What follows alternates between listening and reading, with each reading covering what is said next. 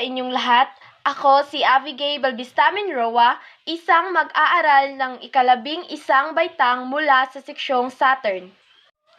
Ako ay isang kabataan na may pangarap at layunin sa buhay.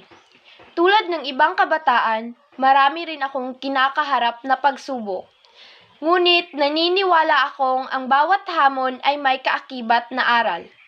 Sa murang edad, natutuhan kong ang tagumpay ay hindi lamang nakukuha sa talino, kundi sa sipag, tiyaga at mabuting pag-uugali.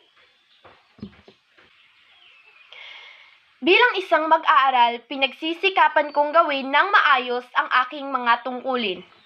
Hindi man ako perpekto at nagkakamali rin kung minsan. Lagi kong sinisikap na matuto at maging mas mabuting bersyon ng aking sarili.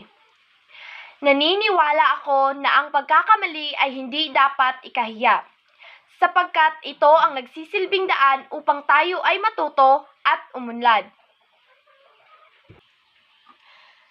Sa aking libreng oras, mahilig akong magbasa at gumawa ng video at i-post sa social media. Ang mga simpleng bagay na ito ang nagbibigay sa akin ng saya at nagpapalakas ng aking loob sa tuwing ako ay napapagod o nahaharap sa hamon ng buhay. Natutuhan ko ring pahalagahan ang bawat sandaling kasama ang aking pamilya at mga kaibigan dahil sila ang nagsisilbing inspirasyon at lakas ko sa araw-araw. Isa sa mga pinakamahalagang bagay sa aking buhay ay ang aking pamilya. Sila ang aking inspirasyon upang magpatuloy sa pag-aaral at magsikap para sa aking kinabukasan. Sa bawat sakripisyong ginagawa nila para sa akin, nais kong masuklian ang kanilang pagmamahal at pagsisikap sa pamamagitan ng pagtatapos ng aking pag-aaral at pagtupad sa aking mga pangarap. Pangarap kong maging inhenyero balang araw. Alam kong hindi madaling maabot ang isang pangarap. Ngunit naniniwala akong walang imposible para sa taong may determinasyon at pagsusumikap. Patuloy kong haharapin ang pagsubok ng may tapang at pananalig sa Diyos. Sa aking paglalakbay bilang isang kabataan, nais kong maging isang taong may malasakit sa kapwa, marunong rumispeto at handang tumulong sa mga nangangailangan.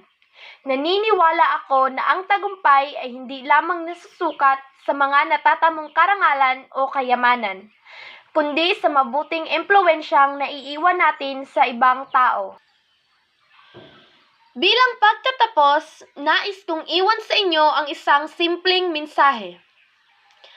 Ang pangarap ay hindi natutupad sa isang iglap. Ito ay bunga ng sipag, tiyaga, disiplina, at pananampalataya sa sarili at sa Diyos.